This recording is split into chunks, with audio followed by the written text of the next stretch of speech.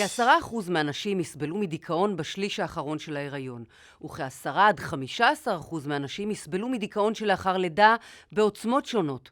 מהו דיכאון אחרי לידה? מהם המאפיינים והגורמים לו? על כך בסרטון הבא. דיכאון לאחר לידה הינו הסיבוך העיקרי של נשים לאחר הלידה. השכיחות של דיכאון לאחר לידה הינה בערך 1 ל-10 נשים. הגורמים הם מגוונים. הגורם העיקרי הינו פיזיולוגי.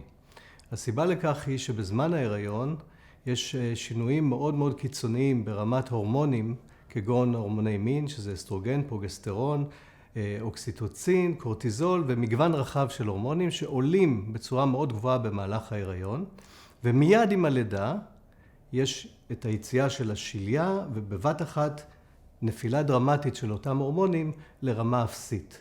בגלל שההורמונים האלה הם מאוד חשובים בוויסות מערכות שונות במערכת העצבים, מערכות שקשורות לוויסות של מצב רוח, של ריכוז, של חשיבה ועוד מערכות שונות, אנחנו רואים התערערות של המערכות שגורמות לשינויים נפשיים מאוד קיצוניים.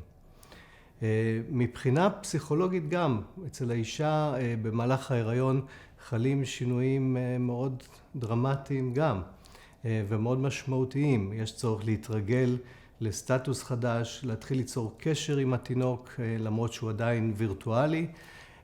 היכולת הזו היא לא פשוטה וקשורה בהתפתחות האישית של האישה, בהיסטוריה שלה, בטראומות שהיא חוותה בעברה, בקשר שלה עם האמא שלה ועוד גורמים רבים.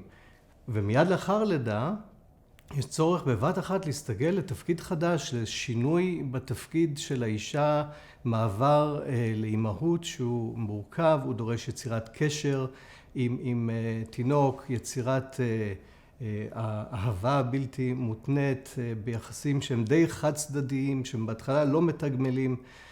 כל הנושאים האלה ועוד הם מורכבים ולא פשוטים, ומן הסתם יכולים להציף בצורה מאוד קיצונית חלק מהנושאים שהזכרתי קודם.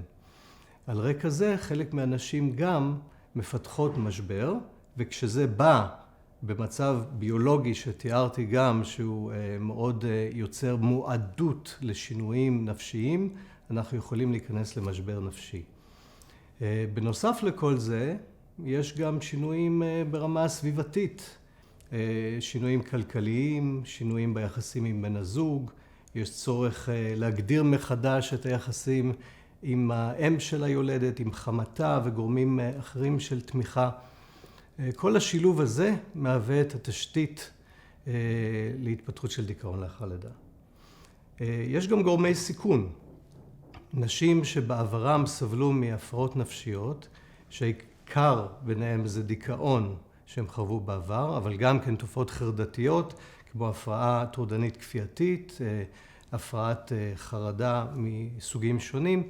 נשים אלה גם כן הינם בסיכון גבוה יותר לפתח דיכאון לאחר לידה, סיכון שעולה מכ10% למעל 30%.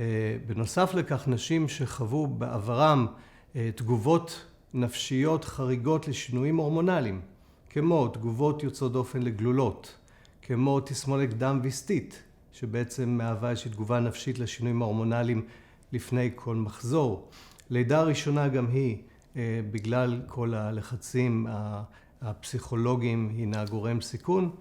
הללו מאפשרים לנו לסרטט איזשהו פרופיל לאישה עם סיכון גבוה יותר לחוות דיכאון שלאחר לידה.